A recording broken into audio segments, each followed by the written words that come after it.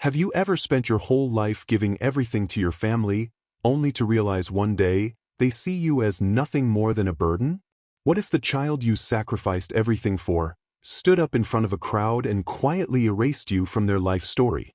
This is the story of a 70-year-old mother who gave up her dreams for her son and was repaid with silence, dismissal, and betrayal. But what happened next? No one saw coming. The first snowfall of December was always Evelyn's favorite. It came quietly, like a whispered apology from the sky, covering the sidewalks of Brookfield in a layer of forgiveness. The streets gleamed beneath strings of holiday lights, and the air smelled faintly of pine, coffee, and nostalgia. Evelyn Harper stood at her kitchen window, hands wrapped around a ceramic mug with fading blue flowers. The tea had long gone cold. Across the street, inside the cafe she had helped build with her son Nathan, a stream of customers bustled in and out. The neon sign flickered gently, Harper and Company. Coffeehouse. Only no one ever remembered the Harper part referred to her. She turned away from the window and moved toward the small pantry tucked behind the fridge.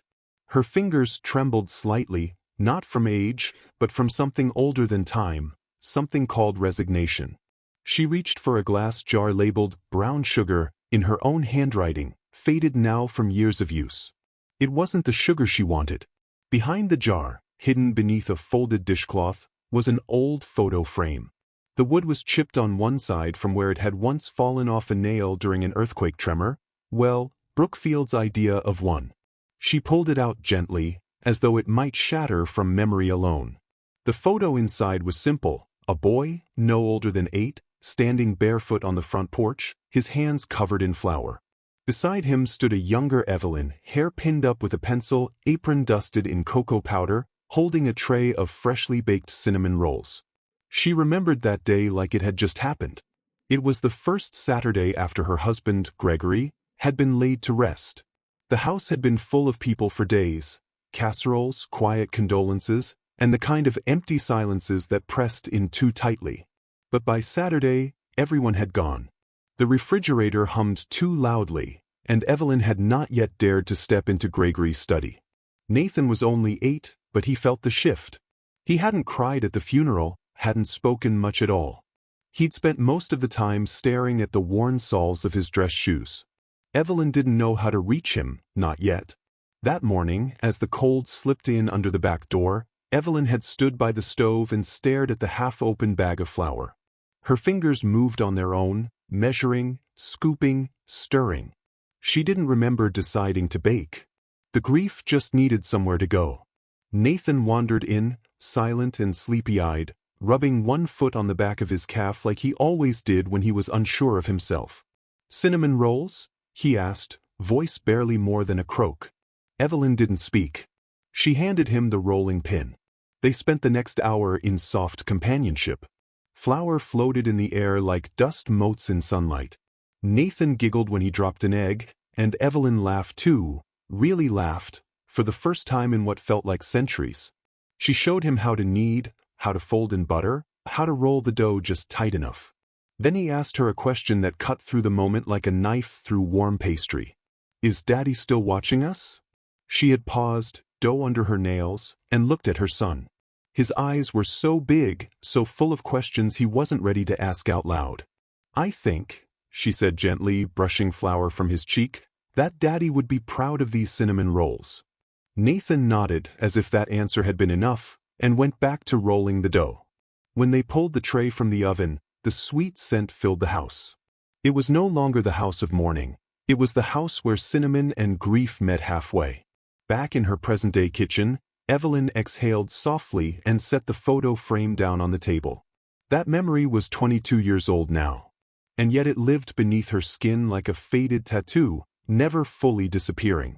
The sound of her cell phone vibrating against the counter startled her. A text from Nathan. "Mom, remember to bring the lemon bars tonight. 5 p.m. sharp." "No, please." "No, thank you." Just a reminder from a man who now wore cufflinks she'd bought him for his first job interview, the man who had once asked if his father was watching them knead cinnamon dough. Evelyn's eyes returned to the jar of sugar. 10 years ago, she'd emptied her retirement savings, Everything Gregory had left behind, everything she had planned for late-night cruises and maybe even a second-hand RV, into helping Nathan open Harper & Company. The dream had been his. She had simply done what mothers do. She cleaned tables, managed invoices, trained new baristas. She worked every holiday while Nathan networked. She never asked for her name on the paperwork. That had felt too selfish. Now, Nathan barely acknowledged her presence in the shop. The younger staff thought she was just a sweet old helper. The manager, a 26-year-old marketing grad named Kelly, once called her Granny and told her not to rearrange the cookie display because it's off-brand. But Evelyn endured it. Because mothers do. Because maybe, just maybe, Nathan still needed her. Until the invitation arrived. It had come in the mail, an ivory envelope, gold leaf at the corners, sealed with wax. Inside, a printed card that read, "Join us for a very special celebration. Lucas turns 12. Lucas, her grandson, Nathan's only child." She had never missed a birthday. But this time, something about the card had felt off. It wasn't until she walked into the rented event space, decorated in navy blue and gold, like a Gatsby party for a preteen, that she realized this wasn't just a birthday. There were wine glasses, suits, a podium. She barely had time to place her lemon bars on the dessert table before Nathan stepped up to the microphone. "Thank you all for coming tonight," he began, beaming. "Today, we're not just celebrating my amazing son. We're also celebrating a new chapter for our business." There was a murmur of anticipation. "I'm proud to announce that Harper & Company will now be rebranded as Bright Bean Cafe, under full ownership of my wife, Danielle." A burst of applause. Evelyn froze. Nathan raised his glass. "And my mother, who's worked so hard over the years, has finally agreed to step back and enjoy her well-earned rest." She hadn't agreed to anything. There was the end of her story in her own son's eyes. A neat little paragraph. A farewell without warning. Her vision blurred. She wasn't sure if it was from the tears or the insult. Someone patted her back gently, murmured, "Congratulations." Evelyn turned, her face a mask of polite disbelief. She didn't stay for the cake. Now, back in her own kitchen, Evelyn stared at the photo frame again. Nathan, barefoot and innocent, dusted in flour. She whispered into the empty room. "I think your father would be proud of those cinnamon rolls. But I'm not sure what he'd think of you now." She didn't say it with bitterness. Just truth. Simple, clean, like good dough. Her fingers moved with purpose. She placed the photo frame in her purse. Not because she needed to hold on to the past, but because she needed a reminder of who she once was. If this story touched something in you, don't scroll away. Leave a comment and tell us. Have you ever felt invisible in your own family? And don't forget to subscribe for more real stories that finally give a voice to the unheard. Evelyn turned off the stove, slipped on her coat, and stepped outside. The snow had started again, gently falling across the windshield of her car. Across the street, Harper & Company stood glowing under its soon-to-be-replaced sign. But Evelyn didn't look at it long. She had another direction in mind. There was a small vacant storefront 2 blocks down. She'd already spoken to the owner. She'd already run the numbers. And tomorrow, she would meet with a contractor. Because this time, the name on the sign would be hers. The banquet hall was warm, filled with soft music and the faint clink of wine glasses meeting in celebration. Overhead, fairy lights twinkled like artificial stars, casting a golden hue on the smiling faces of friends and family. The room was dressed for joy, navy and gold balloons, floral centerpieces in pale cream, an enormous cake topped with Lucas' name in calligraphy. Evelyn Harper sat quietly at a corner table, her hands folded neatly in her lap. She wore a modest navy blue blouse and a string of pearls that had once belonged to her mother. Her silver hair was pulled into a soft bun, and the lemon bars she'd spent the morning baking sat untouched on the dessert table near the back. Her grandson, Lucas, had just turned 12. She had been so proud of him. He was kind, soft-spoken like she was at that age, and always remembered to kiss her on the cheek when they met. This party, she'd assumed, was to honor him. But something about the air felt staged. The microphone screeched slightly as Nathan, her only son, stepped onto the small platform near the cake. He looked confident, tall in his pressed blazer, his arms slung comfortably around his wife Danielle's waist. "Thank you all for being here tonight," he began, smiling wide, his voice practiced and poised like the polished businessman he'd become. "We're here to celebrate Lucas, our bright, brilliant boy, but also to share a little news with all of you." Evelyn's fingers tensed. Nathan always had a flair for announcements. As a child, he used to climb up on chairs to deliver the morning news in a squeaky, excited voice. She'd always clapped, always smiled, always made him feel like the world was listening. But tonight, Evelyn felt invisible. Nathan continued, his tone turning more formal. "As many of you know, Harper & Company Coffee House has grown into something much larger than we ever expected. And after years of reflection and planning, I'm excited to announce a new chapter. Starting next month, ownership of the cafe will officially transfer to Danielle." A ripple of polite applause moved through the room. Danielle smiled, teeth white and perfect, her manicured hand fluttering toward her chest as if in mock surprise. Evelyn stared at her, trying to process the words. Ownership. Transfer. Danielle? Was this a joke? Nathan held up his hand, asking for silence again. "And, in recognition of the years of hard work from someone very dear to me, someone who has been the backbone of this journey, we're also pleased to announce that my mother, Evelyn, will finally be stepping back to enjoy her well-earned rest." A spotlight flickered toward her table. The applause came again, this time a little louder, like the sound of people clapping out of obligation. Several heads turned toward her.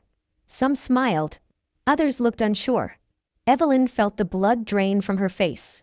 Step back? She had never said she wanted to stop working. Never agreed to any of this. Just 2 days ago, she had been restocking the pastry shelf, wiping sticky fingerprints off the counters, folding dish towels with her arthritic hands while the teenagers behind the espresso bar danced to Taylor Swift. Her breath caught in her throat, but no one noticed. The room was already moving on, glasses clinking, music rising again. Nathan was hugging guests.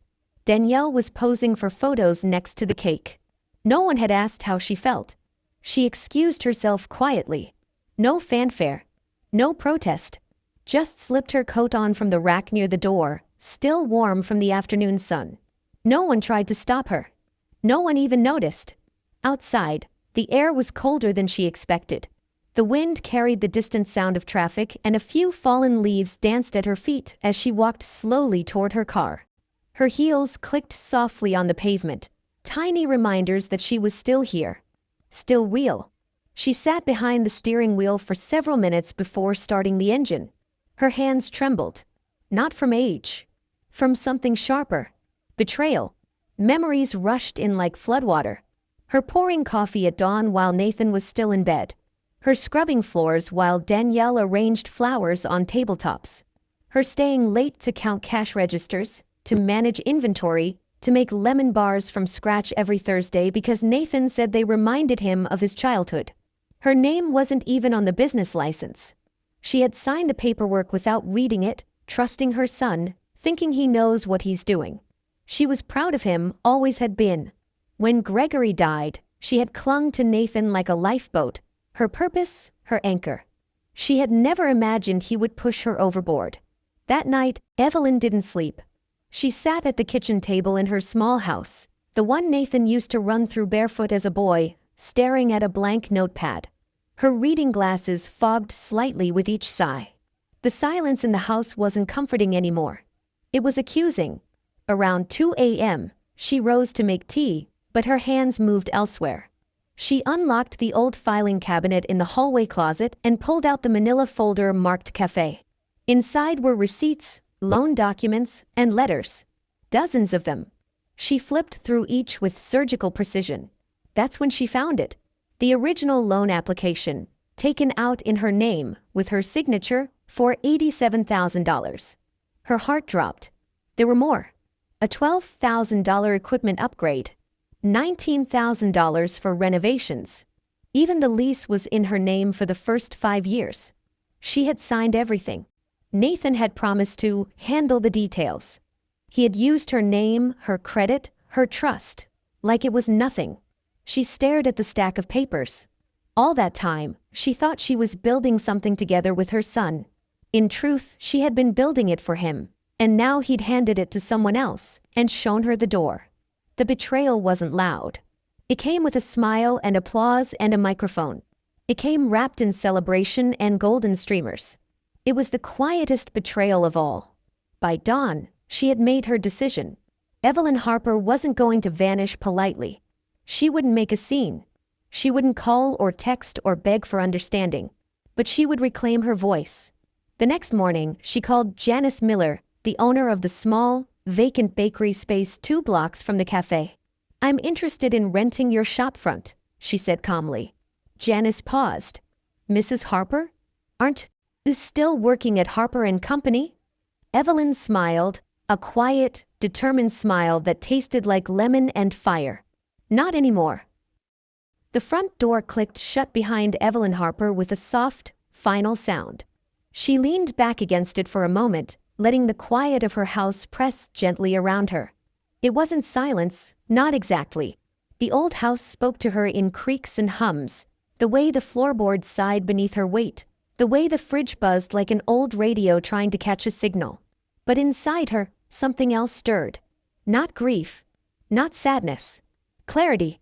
She slid off her shoes and stepped into the hallway, flicking on a dim lamp that cast golden shadows across the wallpaper. The framed family photos lining the hall had become relics of a life she wasn't sure she recognized anymore. A smiling toddler Nathan on the beach, Evelyn and Gregory at their 25th anniversary, a blurry Christmas morning with a younger Lucas tearing open boxes. They looked like memories of someone else's story. She made her way to the coat closet and reached for the small brass key hidden in a ceramic bowl behind the winter scarves. It had been there for years, untouched. Her hand hesitated for a second, then curled around it with surprising steadiness. The hallway closet opened with a reluctant groan. Evelyn reached in and pulled out the old safe, no bigger than a microwave, and placed it on the dining table. She hadn't opened it in years. Gregory had always handled the finances. But after his death, she kept everything, their joint records, retirement files, and loan agreements, organized in this little gray box. Tonight, for the first time, she intended to read every line. She turned on the kitchen light and fetched her reading glasses. They trembled slightly in her hand, not from weakness, but from the anticipation of answers.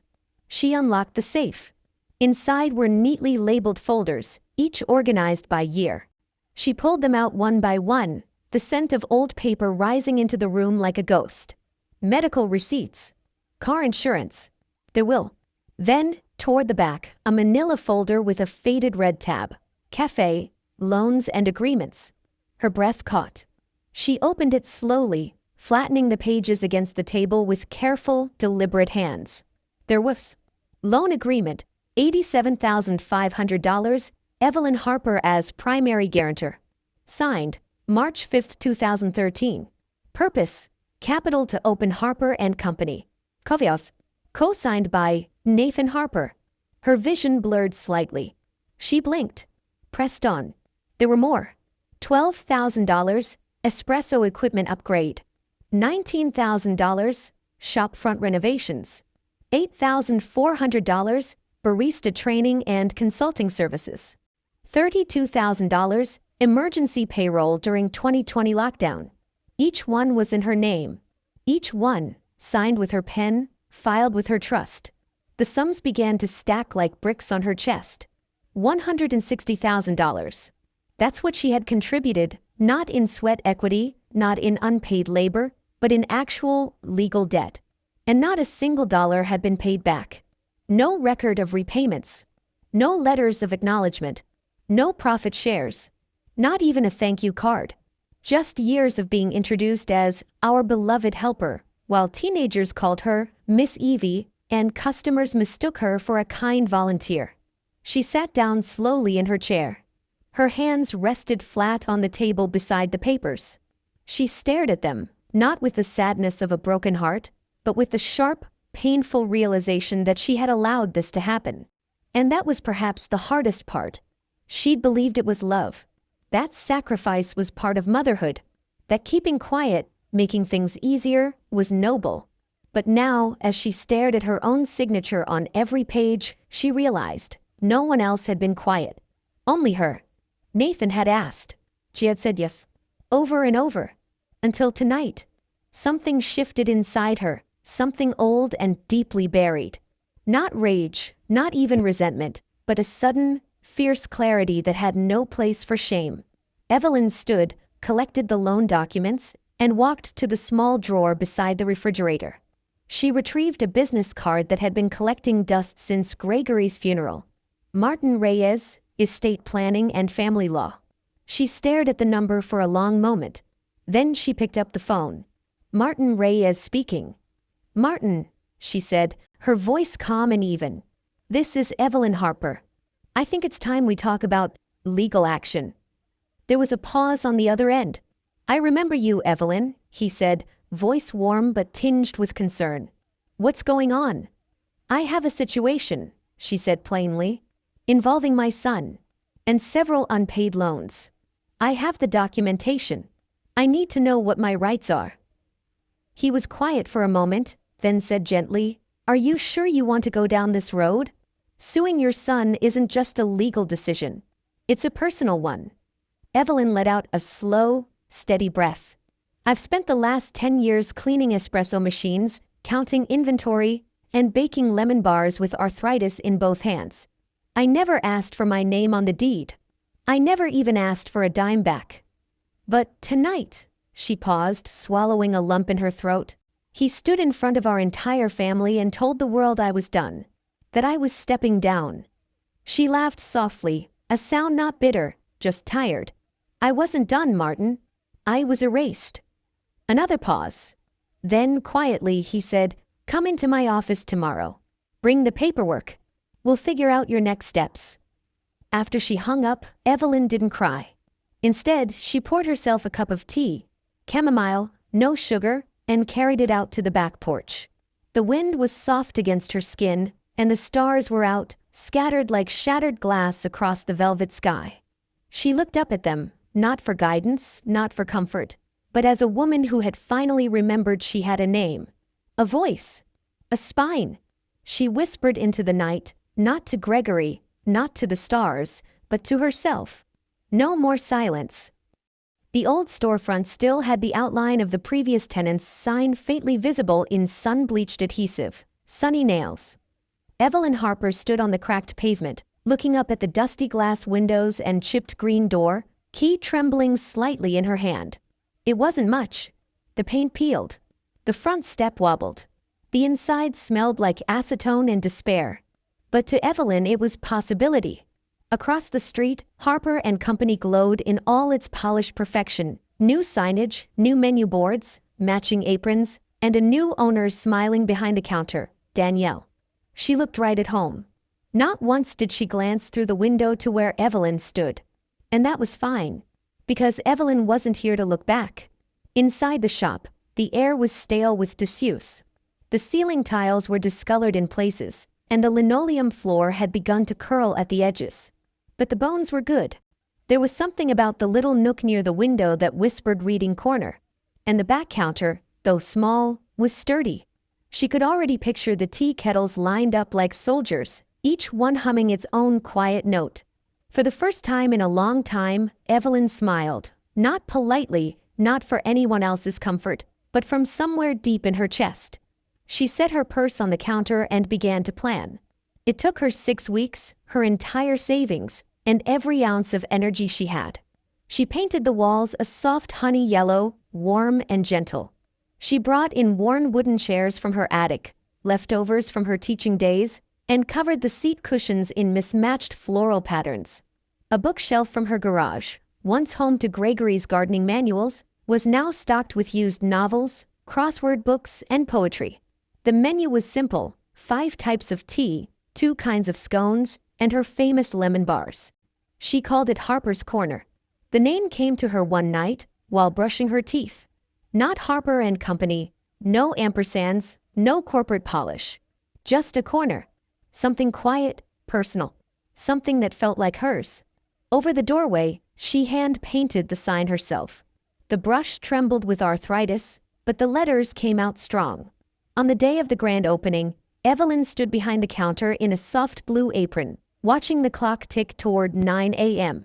A plate of lemon bars sat by the window. The kettle whistled softly. Outside, a light drizzle dusted the sidewalk.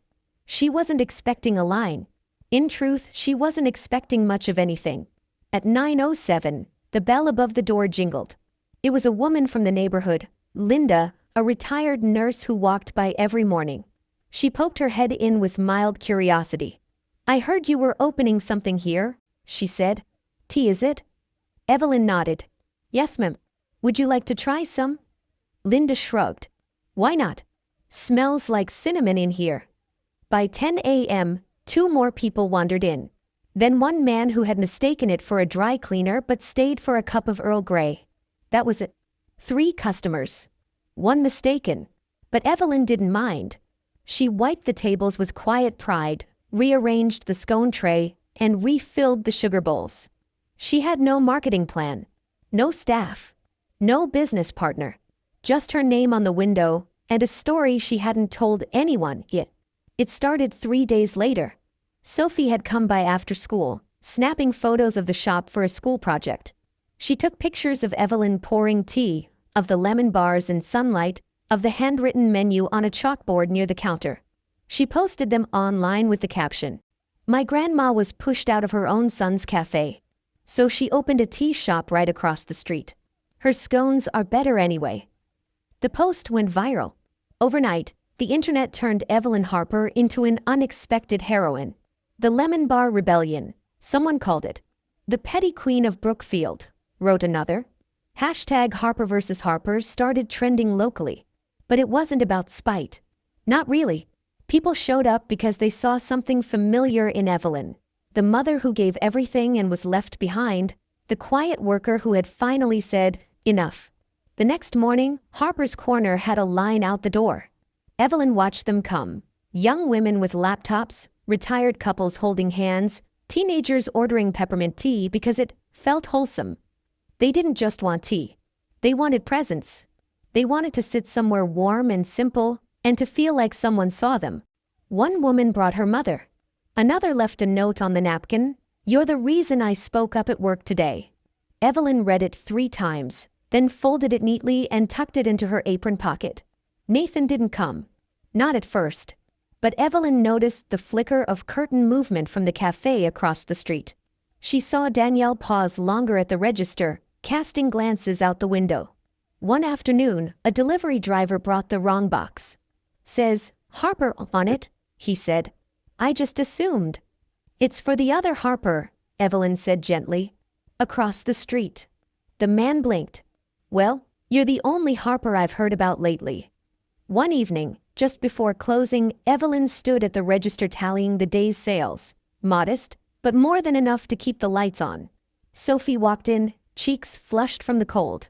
"There's an article about you in the Brookfield Gazette," she said, pulling out her phone. "Want to hear the headline?" Evelyn raised an eyebrow. Sophie cleared her throat dramatically. At 70, she brewed her own revenge, 1 cup at a time. Evelyn chuckled, covering her mouth with the back of her hand. "That's dramatic." Sophie beamed.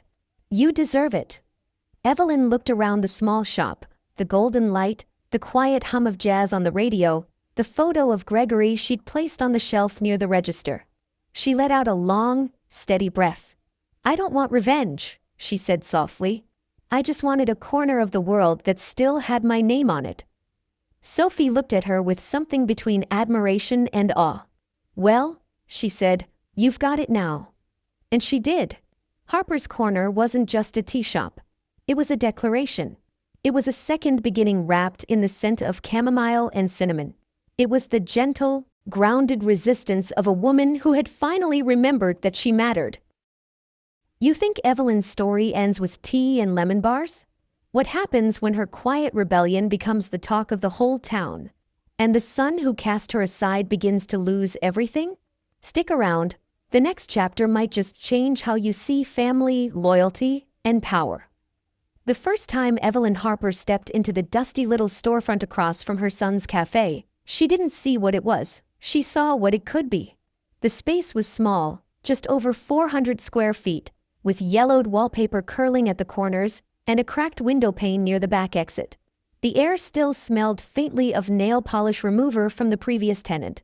But there was light, warm, golden light that poured in from the front windows each afternoon and painted soft rectangles on the wood floors. She stood in the middle of the room, arms crossed loosely, her shoulders slightly hunched, not in defeat, but in weariness. And still, she smiled. "This is it," she whispered to no one. It wasn't just a shop. It was a declaration, a reclamation, a beginning. It took nearly everything she had left in her savings account. Every penny not wrapped up in bills or groceries went towards scraping, painting, scrubbing, and sanding. She painted the walls a calming sage green and lined the windows with simple cream-colored curtains she'd sewn herself, using fabric from her teaching days. An old chalkboard she once used in her second-grade classroom now hung behind the counter with today's tea offerings written in looping cursive. Each piece of furniture held a memory. A wooden table once sat in her kitchen during family breakfasts. A quilted armchair had been Gregory's reading chair before cancer took him. She didn't buy anything new. She didn't have to. This shop, Harper's Corner, was built from the life she had already lived. Opening day came with little fanfare. The morning was chilly, with gray clouds hanging low and a threat of rain in the air. Evelyn wore a soft lavender cardigan, her hair neatly pinned up. She brewed 3 pots of tea, chamomile, Earl Grey, and a spiced cinnamon blend she made from scratch, and set a tray of her signature lemon bars on the counter. She lit 2 candles, one for ambience, and one for courage. At exactly 9 a.m., she flipped the small, open sign hanging in the window. And she waited. The first customer wandered in at 9:42. A woman in her 60s, with a curious look and a newspaper tucked under her arm. She looked around and raised an eyebrow. "You just open?" she asked. "Yes," Evelyn said with a kind smile. "Just this morning." The woman nodded, stepped inside, and ordered a cup of chamomile. She sat by the window for almost an hour, reading her paper. When she left, she paused at the door. "You've made it cozy in here," she said. "I like that." By noon, 2 teenagers wandered in out of the drizzle, drawn more by the warmth than the tea, but Evelyn didn't mind. She gave them extra scones on the house. They left laughing and waving behind them. That night, Evelyn closed the shop and walked home through the rain, her purse light, her feet sore. She had made just $24. But she slept better than she had in months. 3 days later, it happened. Sophie came by after school, a purple hoodie pulled over her head, camera bag slung over one shoulder. "I want to do a post about you," she said. "I what?" Evelyn asked, carefully dusting powdered sugar onto a tray of lemon bars. "An Instagram post. You know, pictures, caption, the whole story." Evelyn raised an eyebrow. "What story?" Sophie blinked. "The one where your own son shoved you out of his business, so you opened your own shop right across the street. That story." Evelyn hesitated. She wasn't looking for revenge. She wasn't even angry anymore, just awake. Awake in a way she hadn't been in decades. "Just make it kind," she said quietly. The post went up that evening. A photo of Evelyn, backlit by sunlight, pouring tea into a ceramic cup. The caption read, "My grandmother worked for her son's cafe for 10 years. No pay, no credit. Then he retired her without asking. So she opened her own tea shop, right across the street. Her lemon bars are better anyway. #Harper's Corner, #still standing." By morning, it had over 7,000 likes. By noon, it was trending locally. Customers started arriving that afternoon, curious, supportive, teary-eyed, indignant. Some came for the lemon bars. Others came just to sit across from Evelyn and say, "Thank you." One woman, a mother of 3 with tired eyes and gentle hands, said, "I read about you. You remind me of my own mom. She gave everything too. And no one ever noticed." A man in his 40s, tall and kind-faced, dropped by on his lunch break. "I haven't spoken to my mom in 3 years," he admitted, looking down. "After reading your story, I think I might call her." Evelyn served them tea, listened without judgment, and watched as her little shop filled with more than customers. It filled with stories. Across the street, Harper and company seemed to notice. Danielle had started keeping the blinds half-drawn. Nathan's car wasn't in the lot as often. A new chalkboard sign appeared outside with flashy drink specials and latte art classes. Evelyn didn't gloat. She didn't need to. She had what they could never replicate, a story steeped in quiet defiance, in love rediscovered, in identity reclaimed. And it showed. One evening, just before closing, Evelyn stood behind the counter, wiping the glass with slow, contented movements. The shop smelled of peppermint and vanilla. The jazz record on the player had just faded into a soft piano outro. Sophie sat at a back table, flipping through photos on her camera. "You've got a review in the Brookfield Bulletin," she said suddenly. Evelyn chuckled. "What did they say?" "Harper's Corner is more than a tea shop. It's a place where warmth is poured like tea, slow, intentional, and healing." Evelyn paused, cloth in hand, then whispered, "That's beautiful." Sophie looked up. "They're not talking about the tea, Grandma. They're talking about you." Evelyn Harper had spent a lifetime pouring herself into others. Into lesson plans, into casseroles, into bedtime stories, into a son who grew up and forgot the hands that held him. But now she poured into herself, one cup at a time.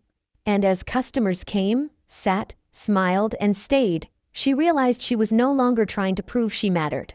She simply did. The first time Evelyn Harper stood in front of a crowd with a microphone in hand, her knees nearly gave out. It wasn't a large crowd, just 23 women, mostly over 60, seated on folding chairs at the Brookfield Community Center.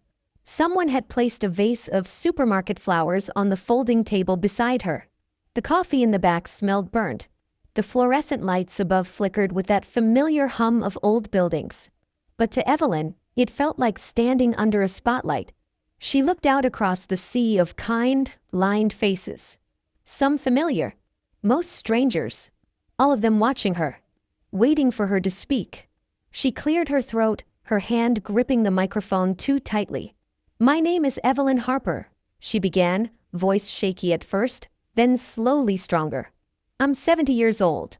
I spent most of my adult life taking care of other people. My students, my family, my son."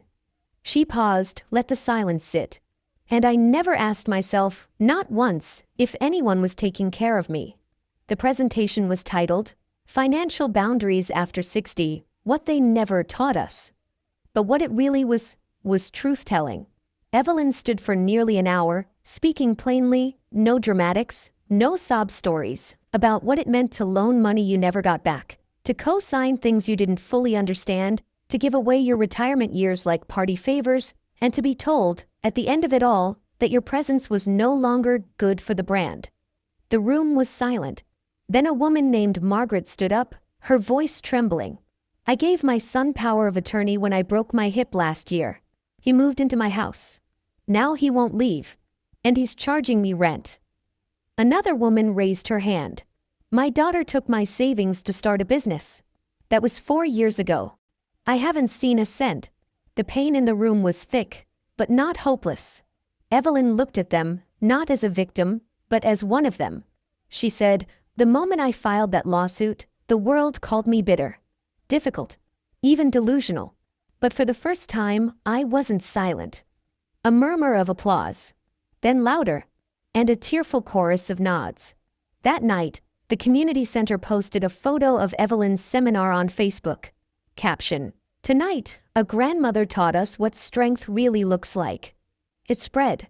A week later, a reporter from the Brookfield Chronicle came to Harper's Corner for tea. She asked Evelyn for an interview. "Off the record," Evelyn said gently. "This isn't about revenge. It's about remembrance. I forgot who I was for a long time." The article ran under the title, "She Gave Her Life Away. Then She Took It Back." The comments poured in. "I saw my mom in this. This is what courage looks like. Every daughter should read this." Across the street, Nathan's cafe emptied. Customers who once raved about his pumpkin lattes now walked past without a glance. Online reviews turned cold. Wasn't this the guy who kicked his mom out? Unfollowed after reading about Evelyn. Loyalty matters more than latte art. Nathan tried damage control. He posted vague statements about family misunderstandings and private matters made public. But the more he tried to defend himself, the worse it got.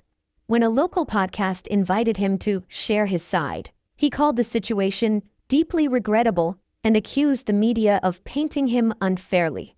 But when asked directly if he ever repaid his mother the $160,000 in loans, he deflected. That clip went viral. The comments section lit up. If she was good enough to mop your floors, she's good enough to be on the deed. Own your mistakes. Or own your empty cafe. Meanwhile, Evelyn flourished. She was invited to speak at 3 more local centers. Then a women's radio segment. Then a guest panel on a financial literacy workshop for retirees. Each time she spoke, her voice grew stronger. She began each talk the same way. If you've ever been made to feel invisible after 60, if your love has been measured in dollars you'll never see again, you are not alone. And you are not wrong for asking to be treated like you matter.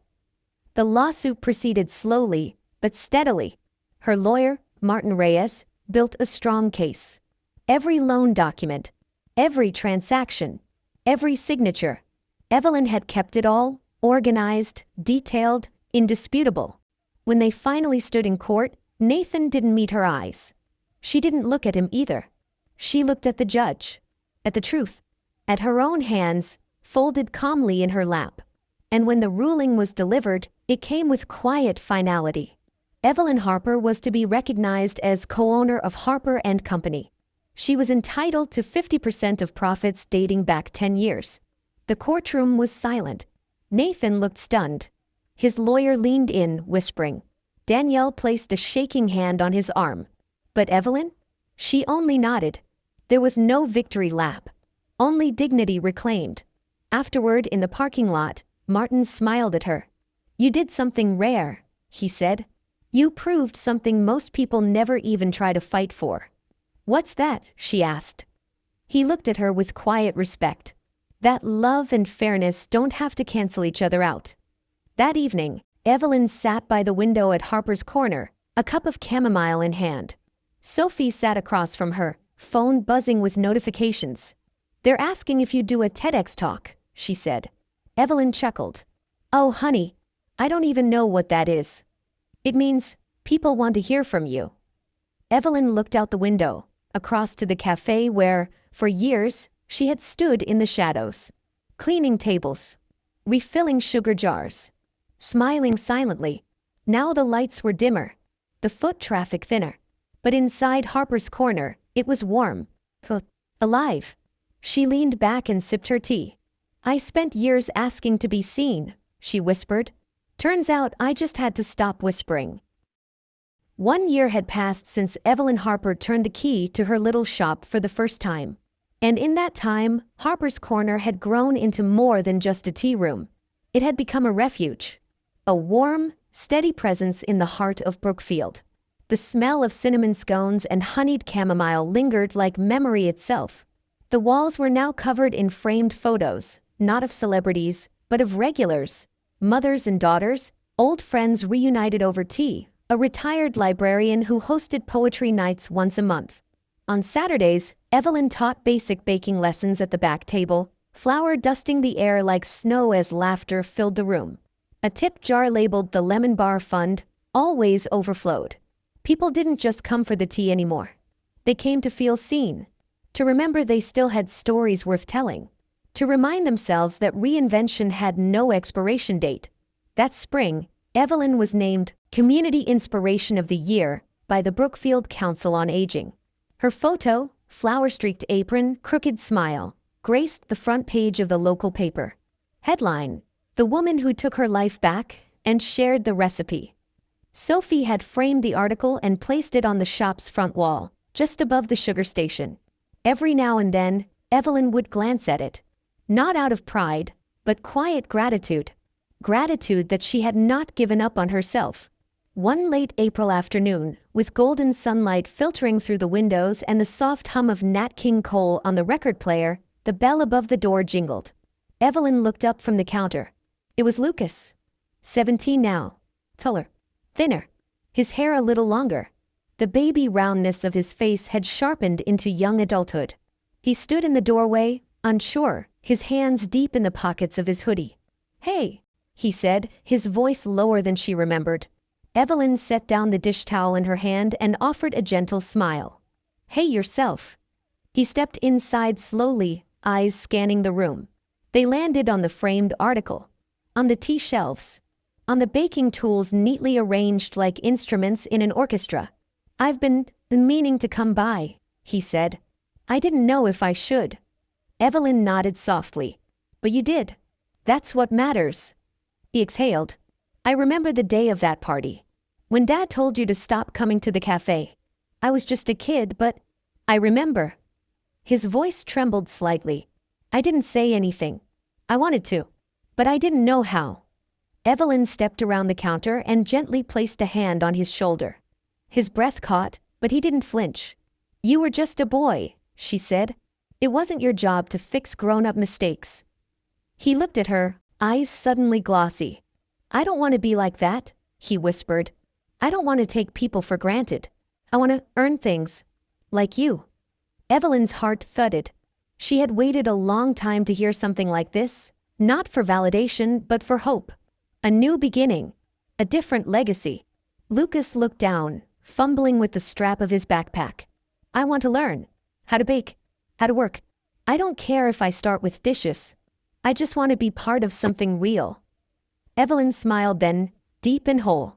"Well," she said, hands on her hips, "that's good. Because the sink's full and these lemon bar pans won't clean themselves." Lucas let out a soft laugh, and something in his face relaxed. Not just relief. Belonging. That evening, they worked together in the back of the shop. Lucas in an apron 3 sizes too big, sleeves rolled to his elbows, scrubbing muffin tins with more water on the floor than in the sink. Evelyn rolled out dough beside him, humming a tune from the 60s, her movements calm and practiced. "You know," she said without looking up, "the first thing I ever baked was a peach pie. I was 13. Used too much salt instead of sugar. Your great-grandfather ate it anyway and said it was the best thing he'd ever tasted." Lucas grinned. "That's love." "That's blindness," she laughed. "But yes, it was love." They talked about nothing and everything. About his favorite subject, history. About his dream to travel, maybe become a teacher. And slowly, Evelyn began to see something she hadn't expected. Not just healing. Continuity. The quiet miracle of influence passed down, not through bloodline, but through example. Through showing up. Through doing the work. By the time the last tray was cooled and the counters wiped, dusk had settled outside. Lucas yawned and stretched, his hair dusted in flour, his hands red from soap. He turned to her and said, "So, same time next week?" Evelyn arched an eyebrow. "Only if you're making the muffins this time." "Deal?" He grinned. As he left, she watched him walk down the sidewalk, pausing to wave before disappearing around the corner. She stood at the door a moment longer, heart full, eyes soft. Then she turned back inside, flipped the sign to closed, and whispered, "I'm not done teaching yet. To be continued?" Or perhaps, this is where it begins again.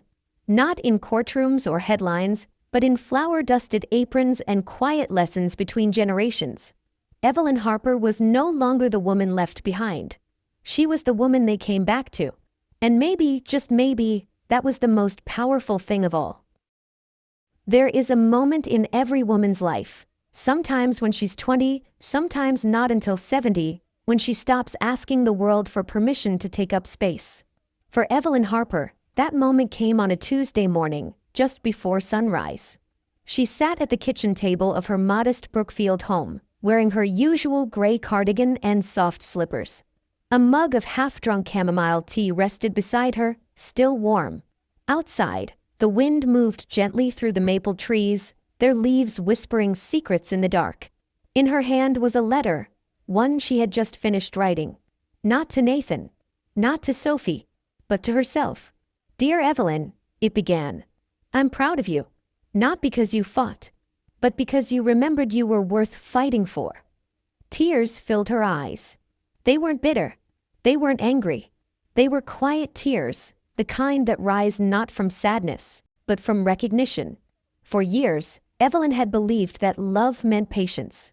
That silence was strength. That good mothers forgave without ever being asked, and gave without ever keeping track. She thought love meant saying yes to everyone but herself. But somewhere between filing that lawsuit, opening that shop, and hearing Lucas say, "I want to be like you," she realized something. Love doesn't mean disappearing. She thought of the other women who had come through Mother's voice. The mother who gave up her savings, the grandmother raising 2 toddlers alone, the widow who hadn't bought a dress for herself in 15 years because her son still needed help with rent. Each story different, each one threaded by the same lie. That love means always being last. But that lie had cost Evelyn her name, her voice, truth. And now, at 71, she was done paying. 1 week earlier, at the end of a seminar, a woman in the crowd had raised her hand. She was maybe 65, with kind eyes and hands that fidgeted with the edge of her coat. She asked softly, "But if we set boundaries now, won't they say we're selfish? That we've changed?" Evelyn had looked at her, calm and steady. "Yes," she said, "they will say that." Then she paused. "But here's the thing, what they call selfish might just be you, for the first time, telling the truth." For decades, Evelyn had smiled when she was overlooked. She had nodded politely when dismissed, swallowed hurt like it was medicine. She did it at PDA meetings, at birthdays, in her own son's cafe. She'd thought of it as love. But it wasn't. It was survival. And survival is not the same as peace. She remembered the moment it had all shifted. Not in court, not on a talk show, but one quiet afternoon in Harper's Corner, when a customer, a woman in her 50s, ordered a lemon bar, sat down, and burst into tears. Evelyn brought her a napkin, then a second one. She didn't ask why. She didn't need to. After a moment, the woman looked up, red-eyed, and said, "I just got off the phone with my daughter. She told me I ruin every room I walk into." Evelyn placed a hand on her shoulder, firm but kind. "You don't ruin rooms," she said. "You just forgot you deserve to walk into them too." The woman sobbed, then laughed, then asked for another lemon bar. And that was what Evelyn had learned. That love does not require silence. That boundaries are not betrayals. That being a mother does not mean being erased. She had not changed because she was angry. She had changed because she had finally remembered. She was a person, with a name, a history, a voice. Sometimes she missed Gregory. She wondered what he would have said about everything that happened. About the lawsuit, the shop, the speeches. He had always been quieter than her. A man of few words but deep feeling.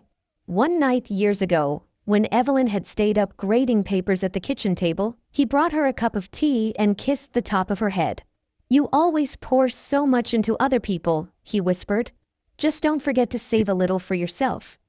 She hadn't understood what he meant. Now she did. Back at the kitchen table, the sunrise had begun to color the sky. Evelyn folded the letter, slipped it into a small drawer, and smiled.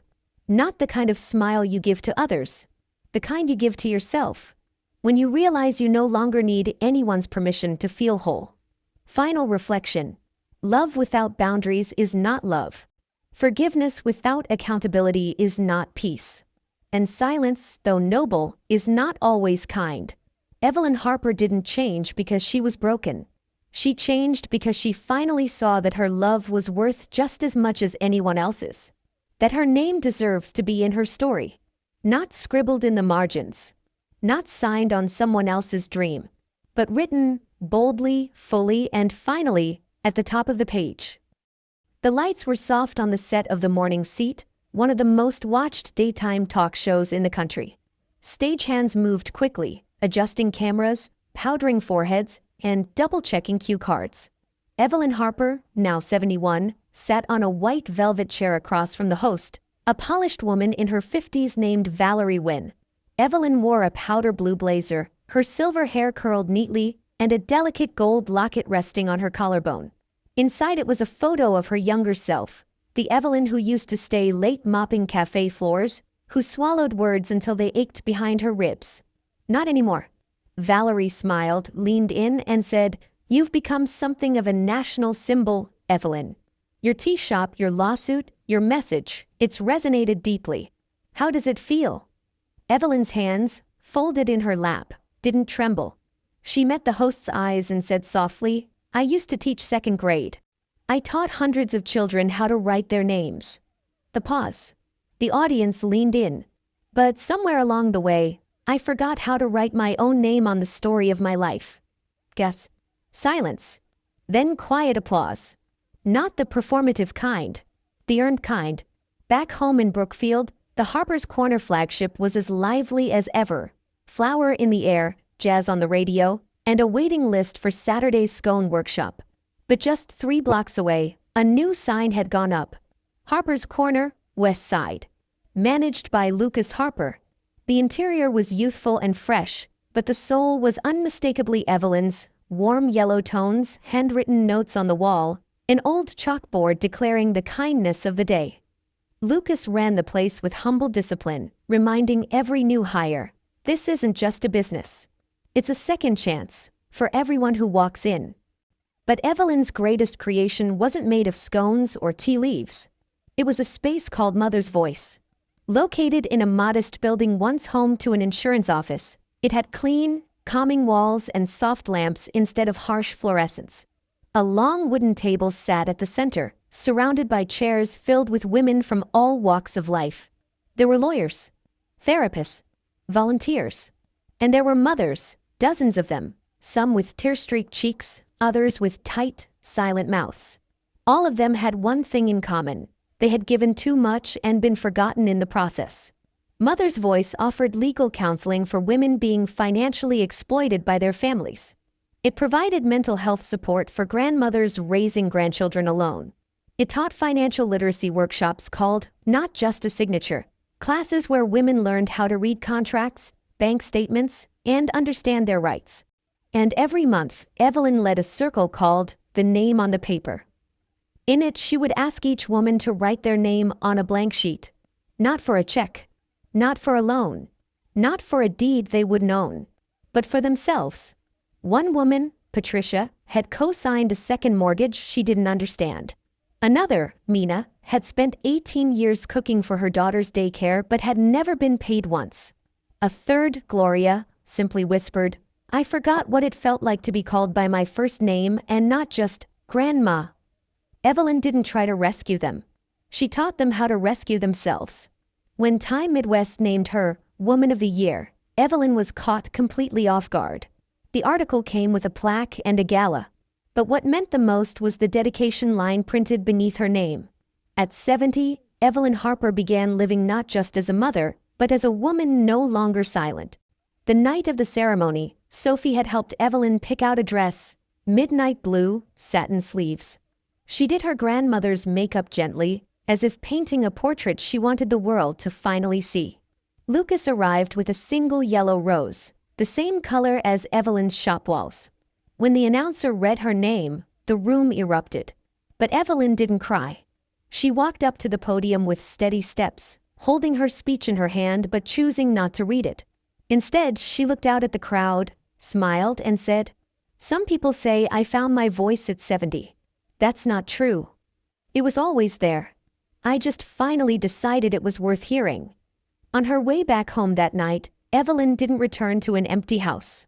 Lucas and Sophie had lit candles in Harper's Corner for a small, private celebration. A new plaque hung in the shop. Founded by Evelyn Harper, retired teacher, mother, survivor, builder of better endings. She laughed, genuinely, reading it aloud. "I sound like a legend," she said. "You are," Sophie whispered, hugging her waist. Later that night, as she closed the shop, Evelyn sat alone at her favorite table, the one near the back window where light came in like a warm invitation. She sipped peppermint tea and pulled out a notebook. Not for the business. Not for plans. But for herself. She opened to a blank page and wrote, slowly and carefully, "Evelyn Harper." Then underneath, in smaller letters, author of my own story. And this time, there was no trembling in her hands. Only grace. End of series. Evelyn Harper's story may have begun in silence, but it ends in echo, resonating through the lives she changed, the shop she built, and the name she reclaimed. And now, it belongs to all of us who forgot we were allowed to begin again. If this story meant something to you, please consider giving it a thumbs up and hitting that subscribe button. It's completely free for you, but it means the world to this channel. Your support helps us keep sharing real, powerful stories that often go unheard. Thank you for being here. Truly.